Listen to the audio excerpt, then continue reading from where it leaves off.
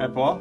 Hello, Rick. That time again? Yep, this quarter went by pretty quickly. It seems an awful lot like it's an extension of 2014, where we had a very topsy-turvy year, and then when it was over, it seemed like everything was up.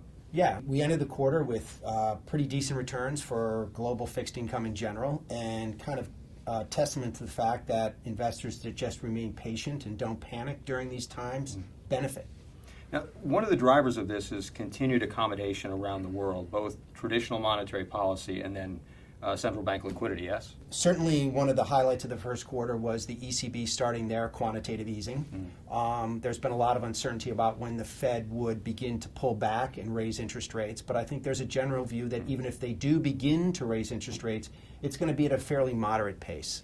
Now, I want to introduce a different kind of liquidity. So we all talk about central bank liquidity, but bond market liquidity is really the thing that we've been driving for a while, and it's starting to make headlines. Yeah, it is. We've seen a lot of articles in the paper about the loss of liquidity in the bond markets, and really what they're talking about that is the ease and availability of being able to buy and sell bonds. This has been a kind of a long-term trend that's been going on since 2008 or even slightly before, and it's required us to change our approach to the markets. A much more experienced trading desk. We now think of ourselves as price makers, not price takers, implementing and incorporating a lot of liquidity tools inside the portfolios. We think liquidity is a risk out there that investors have to be aware of, but it's a manageable risk and should be considered alongside credit risk and duration risk. Speaking of credit risk and duration risk, how do we view the tail of the tape on sectors now? Across the board, nothing looks really, really cheap.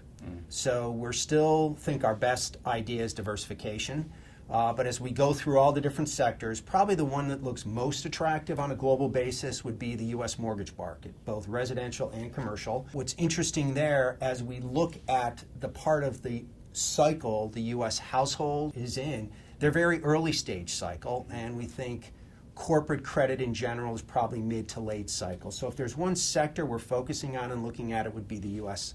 mortgage market. Which really translates to the idea that we have to know where different segments of the high-income markets are with regard to the credit cycle overall. That's why we like this approach to multi-sector global fixed income investing. Not every country or sector of the global bond markets is in the same part of the macroeconomic cycle or credit cycle. And this gives us the approach to pick those parts of the global markets that are in the most favorable cycle and give us the best risk-return trade-off. Understood. Thank you as always, my friend. Thank you, Rick.